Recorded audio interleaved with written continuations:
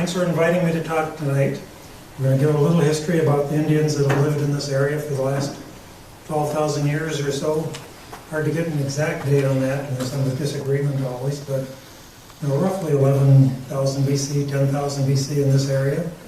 Depends to a large degree on where the glaciers melted. As they gradually melted further north, you can find these arrows that are very old. Okay. So the Paleo-Indians were the earliest or the oldest ones that arrived in this area about 10,000 BC. We believe that the Indians came from Asia basically over the Bering Bridge when there was the Ice Age, because the land was much higher then because of all the ocean water being evaporated and deposited as ice. So that was about 300 feet lower than the level is today.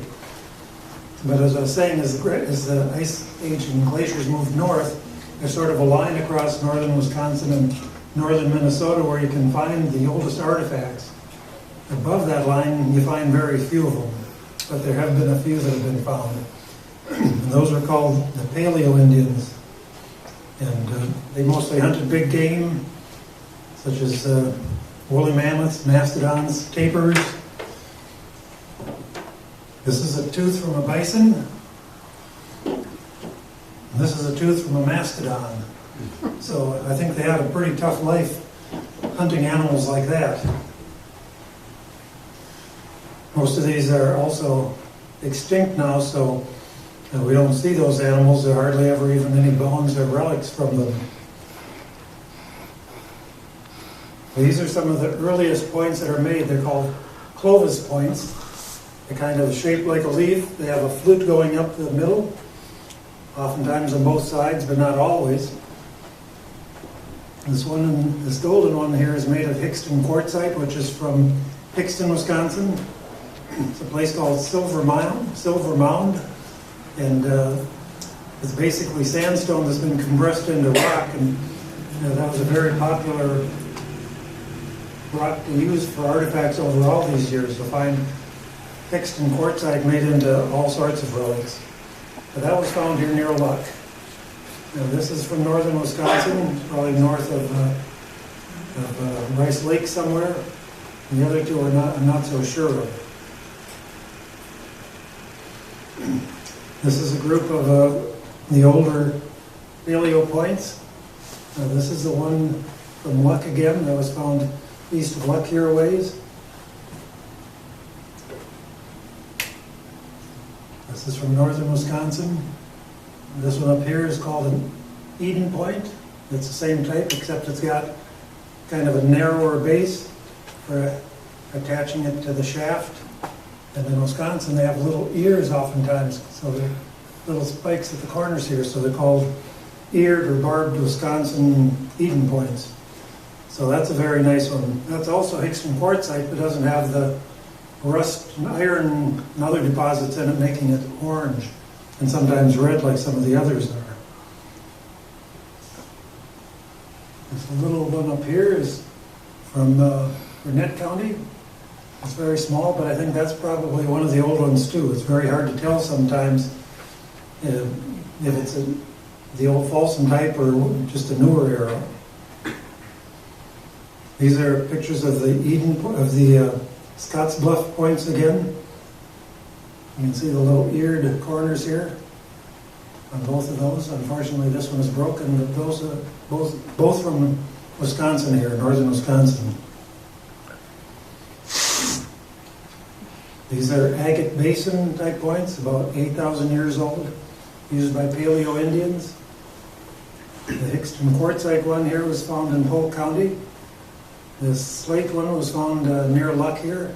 3 different pieces over 7 years, so that's got an interesting story. And this one is from Illinois.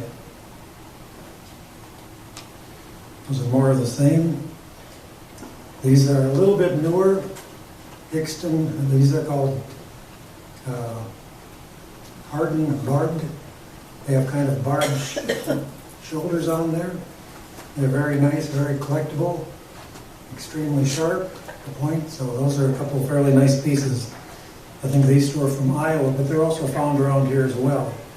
That's more of the late Paleo, early Archaic period. The Archaic period started about 8,000 or 9,000 BC and extended almost up to 1,000 BC. Their new tool basically was to pick and grind. That's how they made things like celts. You know, they'd hammer a stone like this, get it sharp. Oftentimes they're hafted, like this axe here, it'd be on the handle. Sometimes they made pestles for grinding corn or whatever. This is a large mall, basically, that came from Grantsburg area. This whole collection here is from Grantsburg, so this is kind of interesting to me. It's one of my favorite cases because all of this is from one 40-acre farm near Wood Lake. And it's got things from the oldest to the newest, and including a mall and some pottery. To make these things, you probably find a rock that kind of looks like the shape you want, and then you take an ordinary rock and just keep hitting it till it just kind of dusts away. I worked on this for about an hour and a half, I think, probably a couple thousand hits, and then I sanded it or ground it with this rock as well. I just used this one rock. And you can see that it gets very smooth, basically, pretty easily. So I'll pass that around so you can see how it goes from just a normal rock to being picked and then ground.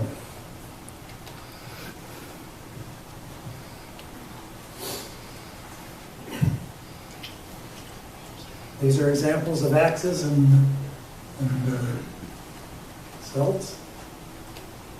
These are more celts, meaning they're not hafted. This one I think was found in the Luck area. The others are not so sure. This is a pestle. This is a pestle. I have that one with here, I believe. Hard to know the age on this because it could be anywhere from about 8,000 BC to the present time. No easy way to date them. These are a couple of nice celts. The early Archaic Indians changed a little bit in that they were more regionalized. They'd stay in one area more than the Paleo-Indians, which were very nomadic and would travel all over. So they may not be in the same place twice. So these were more localized. The Middle Archaic, sort of the middle of that era, they did more hunting, more what we consider big game, not nearly as big as the mammoths and mastodons and tapirs that they initially hunted. At this time the climate was getting warmer and drier, so lakes and everything were changing, the forests were changing and so on. In the late Archaic, the last 2,000 years in their period, they had more ceremonies, started building mounds and things like that, more specialization, more trading. You can find materials from all over the world, all over America, almost anywhere because of trading. Copper that we find in Wisconsin, or that was mostly found in Wisconsin, has been found almost everywhere in the country, including New Mexico recently. These are called Snyder points. They're not as old. They're more the early woodland, late Archaic. These are more knives and spears or anything. They're large and heavy. I don't think I have any width, but they're basically used for cutting and chopping and butchering and things like that. They wouldn't fly very far if you shot them. These are a couple St. Charles points or dovetails. The tail is kind of like a dove spread out, supposedly. But those are relatively rare, quite collectible, and usually made of nice material, nice chert or flint. This would be in the Middle Archaic period. These were probably more knives as well, not spears, but knives. Copper culture is one of my more favorite topics in the Archaic period. They were somewhere between 3,000 and 7,000 years ago. And they get copper by going up to the Upper Peninsula of Michigan, especially in the Keweenaw area, but anywhere up there and even other places in northern Wisconsin, and would mine copper. And people up there find lots of pits in these areas where they've dug. They used to use fire to break things down, and splash it with water, cold water apparently. From Vernon Peterson, I got a big rock about this big that's got, it's kind of dented by a pecking grinder on the outside so it could be held by a rope or something. And I think they use that to kind of swing because it's too hard, too heavy for anyone to lift and swing it. So, I think it was used sort of as a, swing it against the rock and break it that way. I'm not sure, but I think that's possible. There's also float copper that was brought down by the glaciers, so that is sometimes found just in the fields, and I'm sure they found some pieces that way. I think copper is probably very important to those who were using it at the time, because it's very hard to get. I don't think they could go to the mining areas every year, because it's quite a trip up to the Upper Peninsula, and a lot of work, heavy to haul it back. I'm sure they used canoes and things like that. But when they got it back, I'm sure it was a major item for trade. Probably was kept within a few families that knew how to work it, because it's not easy to work the copper. It was all hammered and treated cold. It was not smelted. When it got worked too much, it gets brittle, so they had learned to anneal it. So it's amazing. I have one case of copper artifacts here, and it's amazing how sharp and good they could make pieces just by hammering it. They have lots of different things made from the copper. In the middle here, there's an awl for poking holes in leather and birch bark and things like that. Various knives, spears, knives.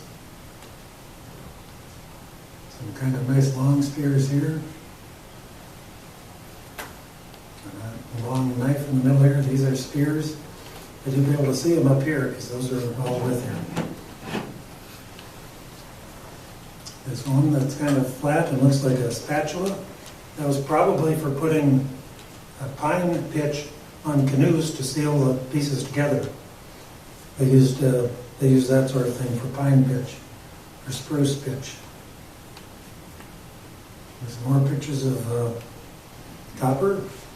There's a nice harpoon there. This has kind of a gaff hook, a large hook. I have several smaller hooks. There's one that looks like a Christmas tree. It's called a Christmas tree shaped point. Those are more common in Michigan, and someone brought one in here tonight that looks like that. And the ones that are just circular, have a hole in the middle, those are called dart points usually. They're right on the end of a piece of wood, a stick of wood.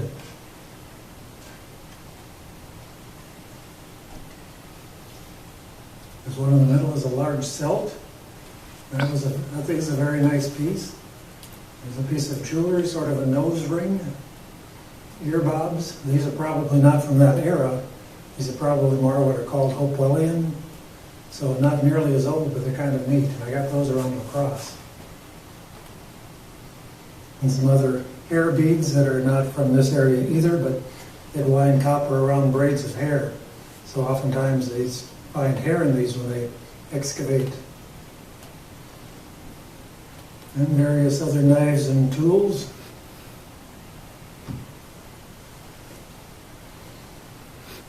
Okay.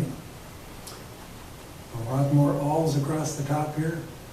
Little nail-like things for making holes. Various knives, hooks, and just a number of blades and spears and things like that. There's a fair number of these that have kind of a little S-curve on the end. And I'm not sure what that's for. I've never heard anyone that said anything about that. But I have 4 or 5 that are nice and straight, and then they have just a perfect little S on the end. So I think that's interesting. My thought is it's a dental tool, but I'm not sure. More of the same. I like copper, so I have a lot of pictures of copper. I have different notches on here. This one has kind of unusual notches. Oftentimes that area is bent around the wooden shaft, so most of these have kind of a hollow area that the shaft goes in. And you can see that on many of these here that I have with.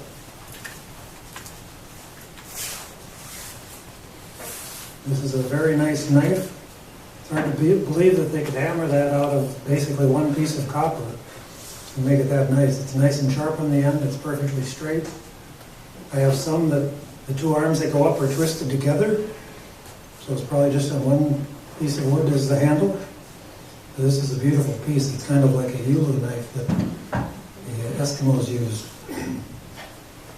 There's certainly some thought that they had effigies and made things that represented their clan or something important to them.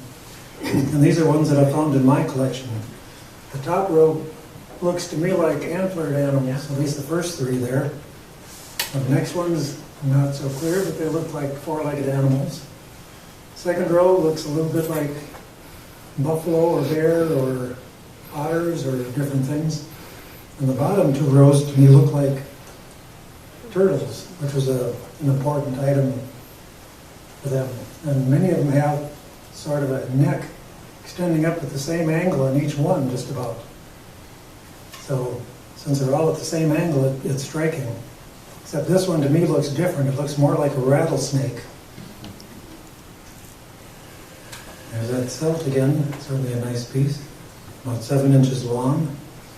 These are the dart points. You can see where the shaft was placed into them. Oftentimes they had a little hole, so they had a pin connecting it to the shaft. These are knives. These look a little different because these were found in northern Minnesota deep in some clay.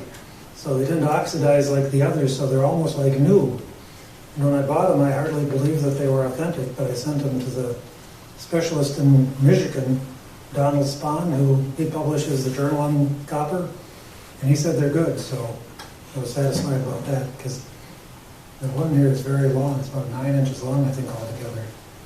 And many of these have a bent tang on the bottom, so they clearly use that as part of how it was attached.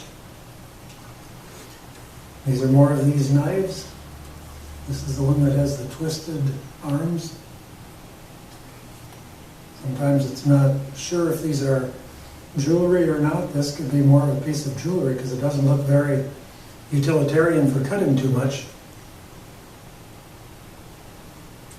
These are copper hooks and a gaff. These were found in eastern Wisconsin by a man who metal detects. A lot of people have metal detected with these, so I think they're getting harder to find now because you can't go on state property or any federal property or anything like that. These are more spears, certainly a variety. Sometimes they have just like a rat tail. That one's got a rat tail. That's got more of a fish tail. More of a fish tail. These are terms they use, that one as well. And some just are notched like those two. A couple of harpoons. I don't know how they attached this to anything, but they must have.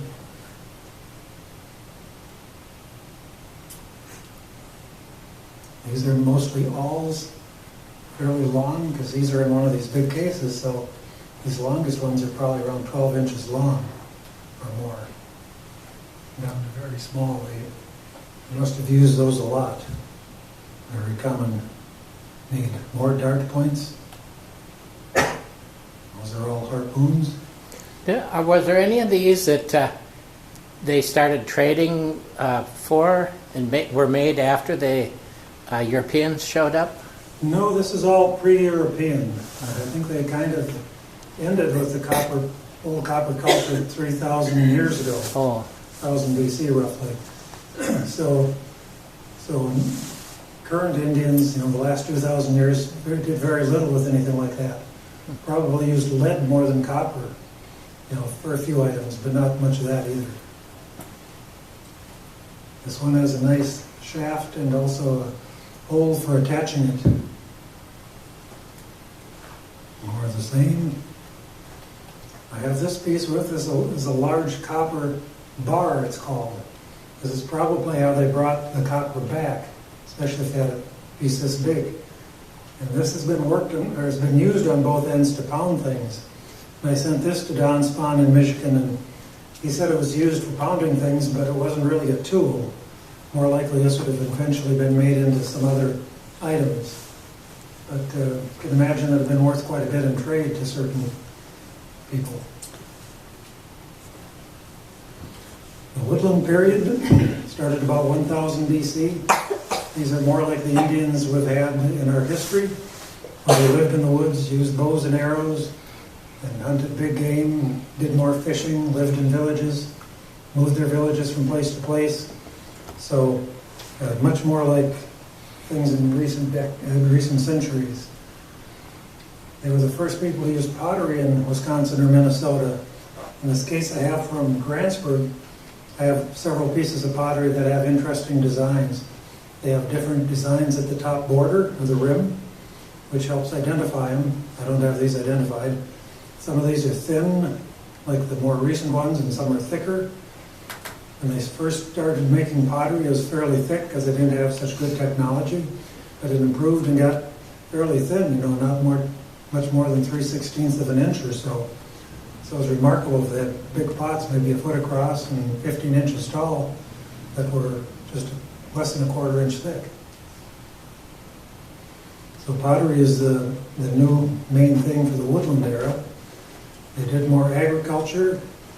Agriculture was kind of slow in this area because in the northern Wisconsin here, it's still hard enough to get good crops. They did more fishing. They lived along lakes and rivers a lot. They traveled along rivers. That was their highways, so it's easy to get from one place to another if you knew the river system and the portage system and that sort of thing.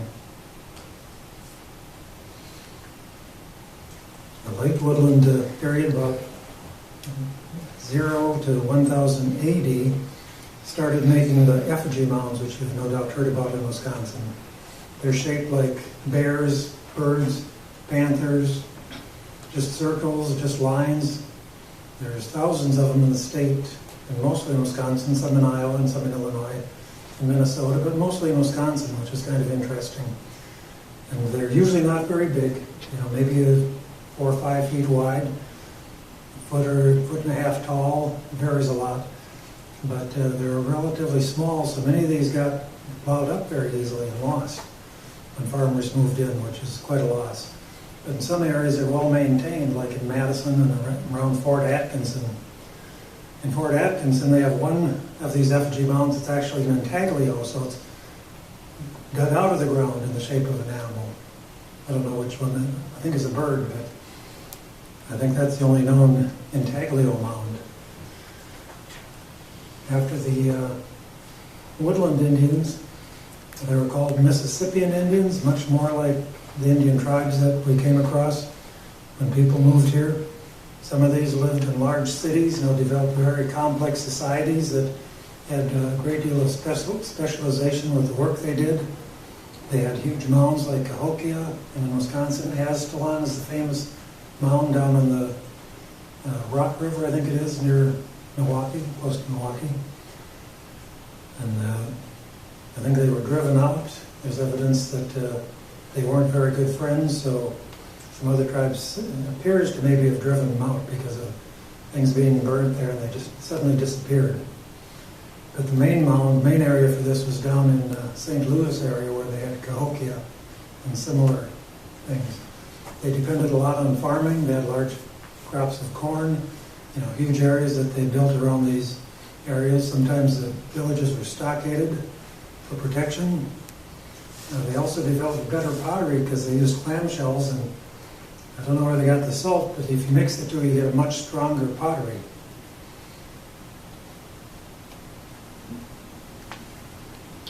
Okay, this is just a variety of artifacts. This nice Hixton quartzite piece is about 4 inches long, and that was found by Cushing, by a man who was digging at a well. And I think it's about 4 feet below the surface. And that probably is quite old. It looks like an old knife that'd be in the Paleo era, in the style. The piece right next to it is up by Spirit Lake in Burnett County. That's what looks like a square knife, also from the Paleo period, very old. I don't know why they were square, but that's sort of the characteristic. This is a gorget, kind of a decorative item hung around the chest. That is not from Wisconsin. This game ball or disc is not from Wisconsin, but There are a few like that around here. The others are typical knives and scrapers. This is a nice agate basin point, about 8,000 years old, from Burnett County. That was from my grandfather's collection.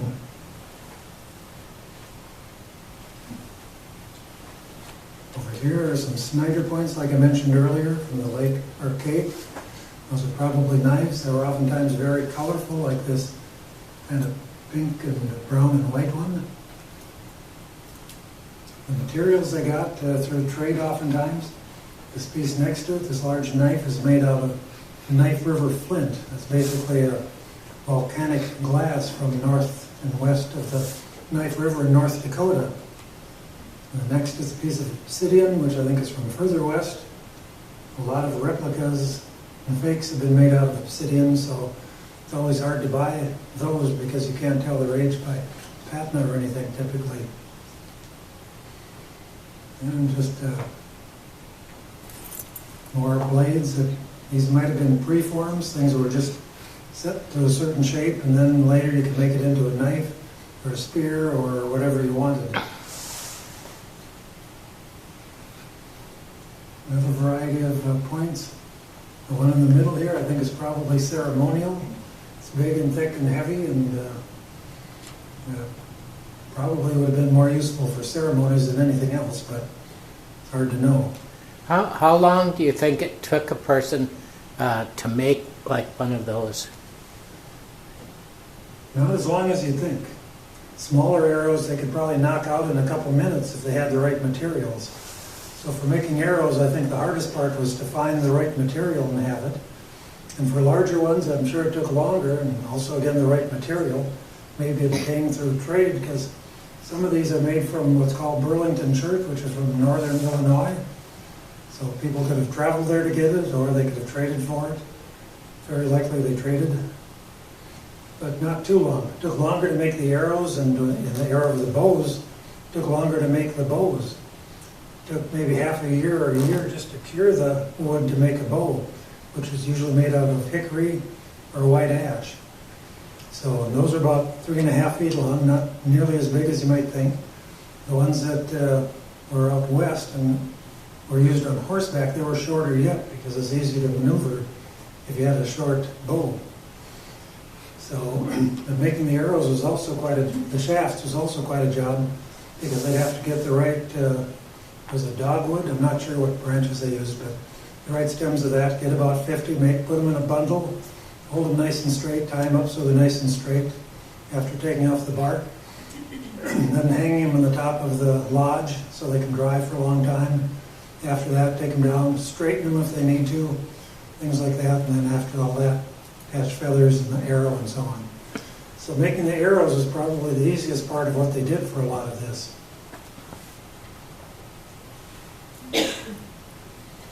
These are common kind of woodland arrows. They have notching on both sides. Beaver tail-like hafting area. And those are quite common in Wisconsin, generally 2,000 to 3,000 years old. And they're fairly big, usually 2 or 3 inches long. And they're quite nice, I think. So I think they're one of the more fun things to collect. These are more scrapers and knives and so on. That's a Knife River flint up there again. This looks like a hornstone from Kentucky or something like that. I'm not sure of the name. And this piece down here looks like basalt to me. I think that's found around St. Croix Falls. And more Adena points.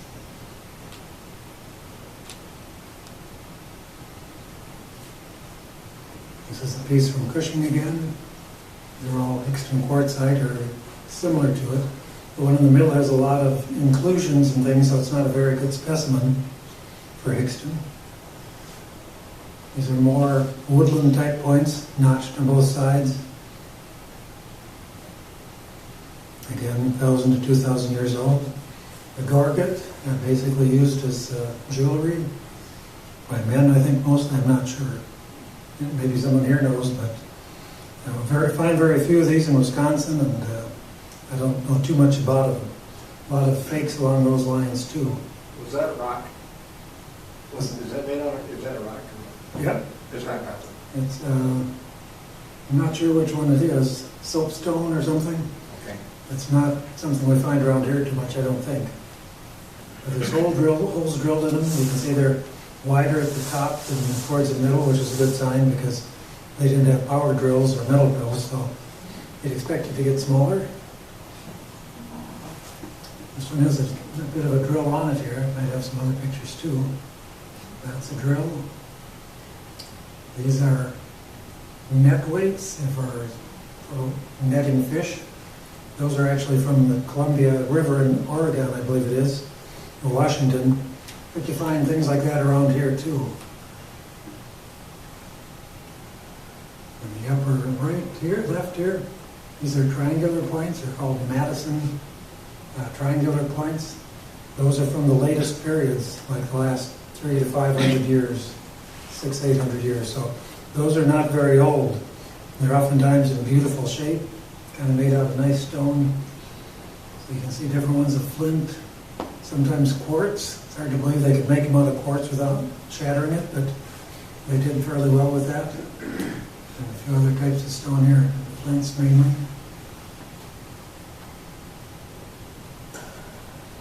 Those are the net weights. Well, these are the close-up of the triangular points. Those are all fairly nice. These are kind of long. Most of them are more this shape, a little shorter. Are all of those fluted, or how are they attached? Well, around the corners apparently, Okay. or maybe they were just glued. A lot of people call these war points because they used to say they were made to come off inside your enemy and infester. So I'm not sure about how they were hafted, but some things without notches still were hafted like the earliest points. And these I think were around the corners a little bit. The hafting was with sinew. It was wetted and stretched and pulled around, tied around, and so on. So it was wound up, and then when it dried, it'd really be quite tight. They also made a glue out of fish bladders of some sort, the air bladder in fish. I'm not sure how they did that, but that kind of glue hardened too, so I think they used that right where the point and the wood come together. Now these are trade items. You always hear about beads in the silver trade. So the top row here is all silver things, variety of quality, various rings. A lot of these little rings are called Jesuit rings because the Jesuits used to give the Indians something to try to persuade them to convert, and rings were very common, so those are found fairly commonly. The little silver brooches were very common too. You see pictures of women that had dozens or 100 on a dress. And the rest of these are various beads that are from the trade era. We have some closer-ups of those. Anyone know what these are? These are muskrat spears. Another trade item. With all the trapping they did, they oftentimes found it was easier just to spear the muskrats. So these are not common, but there are a fair number around here. The longer one there, I think, is around 17 inches long. So they're quite big. If you ever find anything like this, hold on to it. These are pictures of beads, close up. And you can see why they're quite attractive. These are silver items. Silver crosses were very important. Silver brooches were very common. Sometimes they were used in payment, so only a third of a cross was what something is worth, so things got broken up for payments, like pieces of 8, I guess. These are more trade items. These are tinklers. They'd sew those on dresses, and when they'd walk, they'd tinkle against each other. Various brooches, various other brass items, and a bunch of rings again.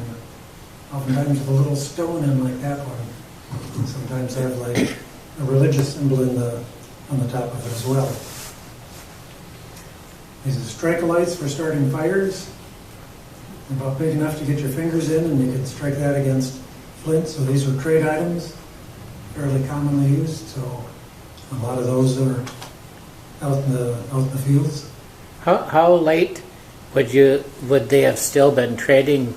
Like what range are we talking? I probably lost that slide. Well, in the trade era, it's not my best topic, but in the 1700s and the 1800s, the fur traders were in northern Wisconsin in 1802 and 1804, and I think some before that, like Hurrell, but I couldn't get you the dates.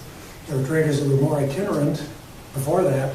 They would trade items like this and knives and a lot of different things. So, do you think it went till like 1900, for instance, or? Oh, that okay. I'm just curious. I'd say it started in the 1700s, and I doubt if they traded too much after 1850 or 1870. I don't know though. One source, Trade Lake, there was Trader Carlson Yes. and he has store lists. His grandson has a list of everything that was sold, and when the Native Americans came in to settle up each year, they have a list of all the things that they bought. I can't remember what was on it, but Wow. Well, that was a good place. I know where he was approximately between Big and Little Trade Lake, wasn't it? yeah, it's in the, yeah. Okay. These are metal awls. They're offset so they would not penetrate deeper into the wood or go out so easily. So those are usually have this offset at the middle. Another common trade item. Iron arrows, relatively common trade item. We don't see too many of them. I think oftentimes the Indians made their own, or people in the trade business made them out of whatever they could, because most of them are not too fancy or nice. Some are. More trade items. Hooks were fairly common. Knives, part of a rifle. More muskrat spears, sort of a needle for baling, most likely furs and things like that. Yeah, this one is too, it's got an eye there, it's not too easy to see. But those were for baling furs together for transport.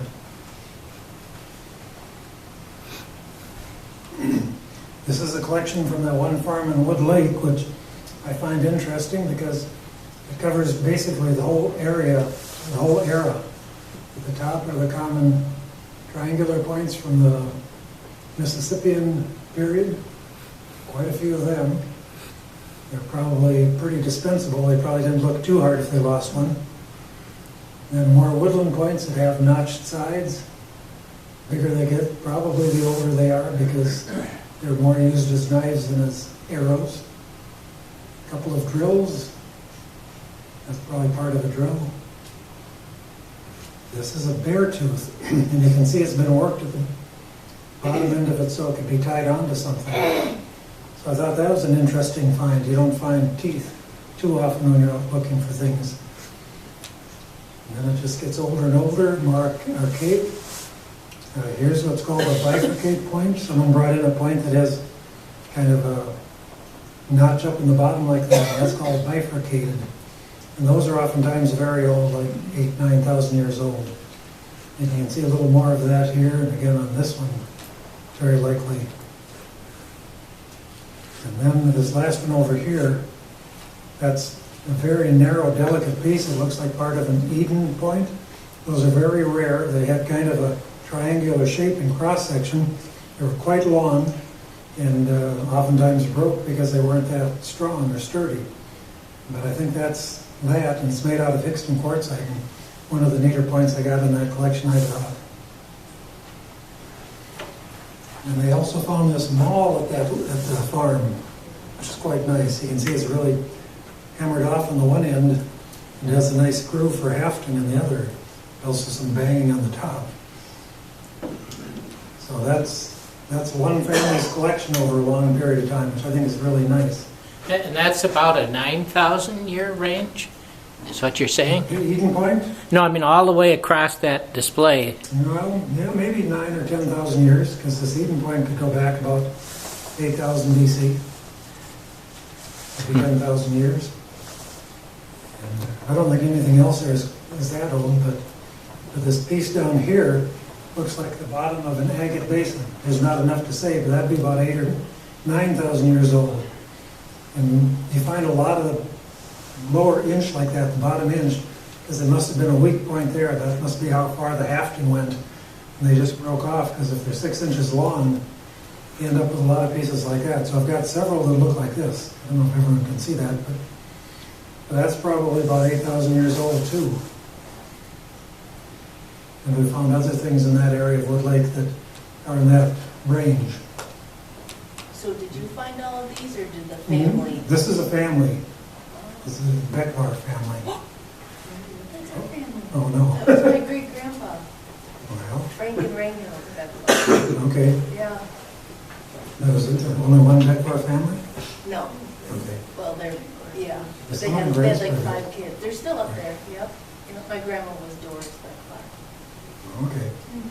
Well, I've forgotten their names. I'd have to look it up. Yeah, they had a big museum up there, so they probably had a lot of Oh. that stuff in the museum.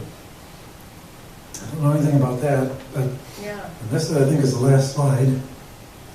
This is your test quiz. Turn the lights on. And let people guess what this is.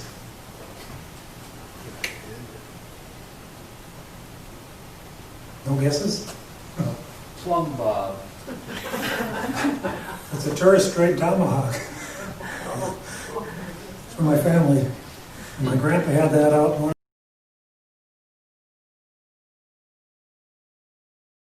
500 years ago. It was kind of plains around here, much more than woodland. So I think this is a buffalo scapula used as basically a hoe or a blade sometimes.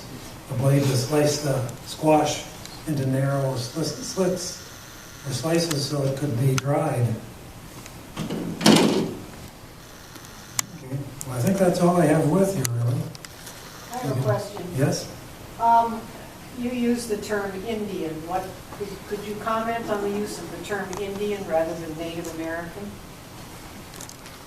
I suppose Native American is more accurate.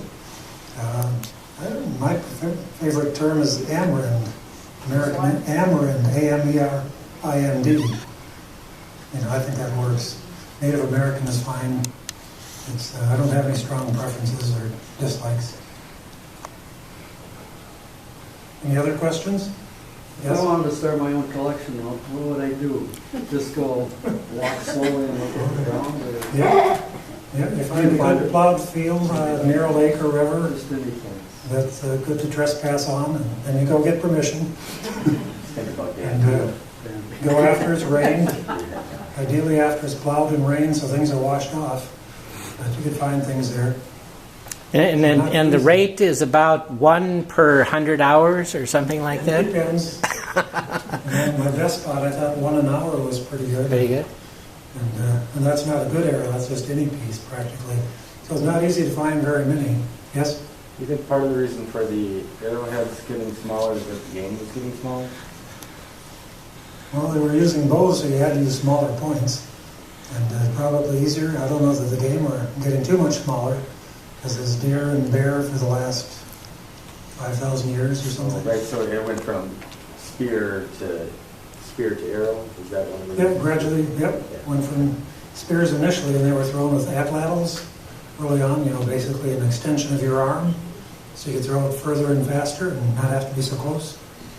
So atlatls were made of wood, and so none of those really survived. They had banner weights, banner stones as counterbalance weights on those. And you find a few of those, but they're very rare in Wisconsin, so I'm not sure they were used a lot here. Other questions? Do you have any theory about why they went away from the copper? It seems like that was something that was working fairly well. No, I don't know why. I think it would be valuable. They've got the routes all down. I don't think they were running out of copper to mine, but I don't know. Things change. Anything else? Any other questions? If you're talking about looking for them, instead of just going and finding a farmer's field, is there some better strategy of saying, look for near a lake or a pond? Or Near lakes is generally good. I can't say that I'm good at reading terrain, so I know where they live by just looking at the terrain. But generally along lakes, and oftentimes people can tell you where things have been found quite a bit. So, And yeah. would they camp on a hill or in a valley? Or I mean, I'm just curious as to, are there any... I think they're in valleys, or on the lake shore, not too far up.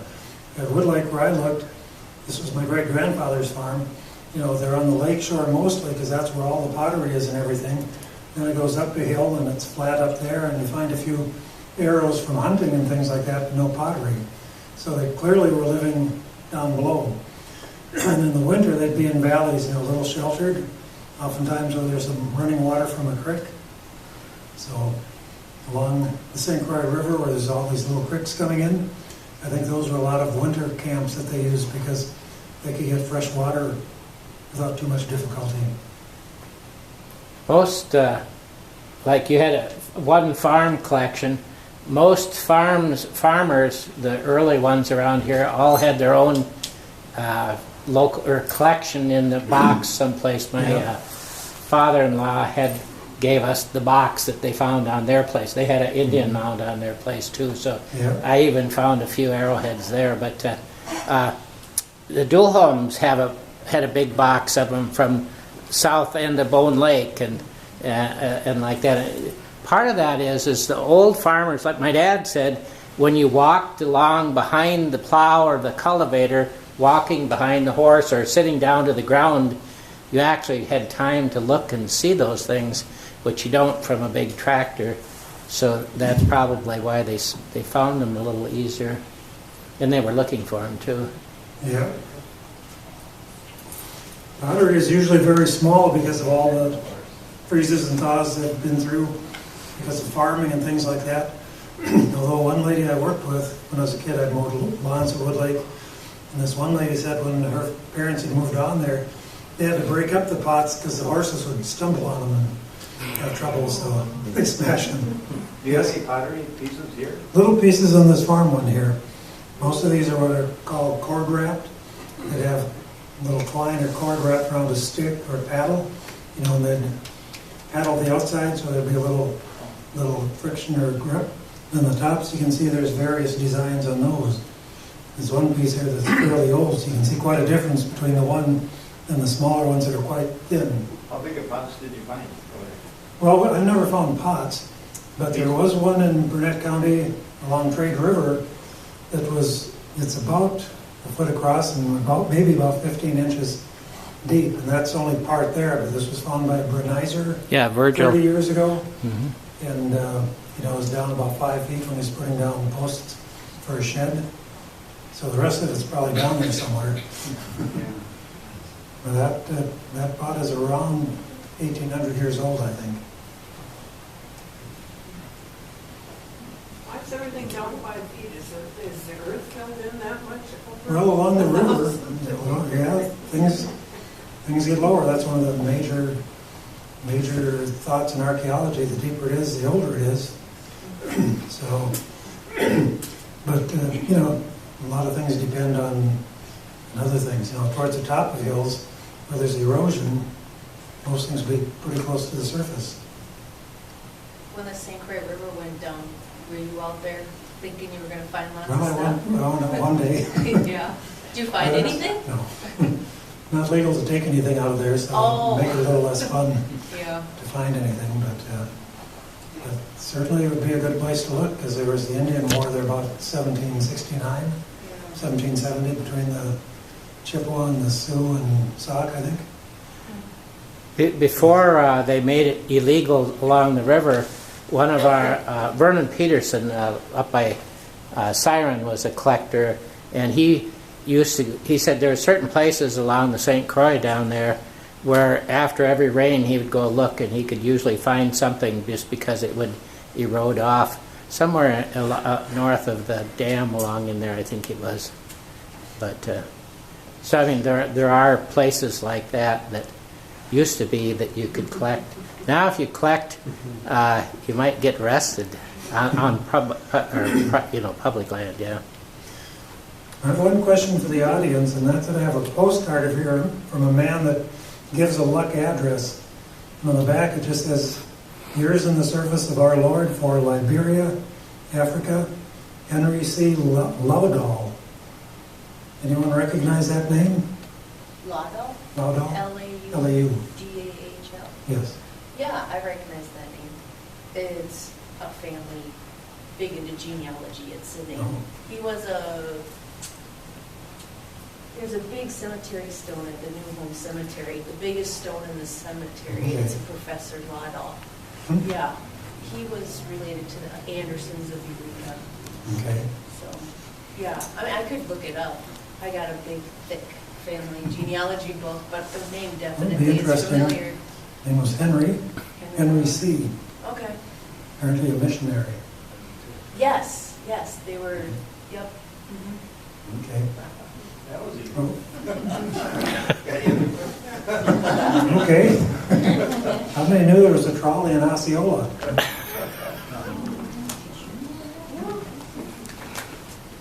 Well, thank you all for your attention and Thank you.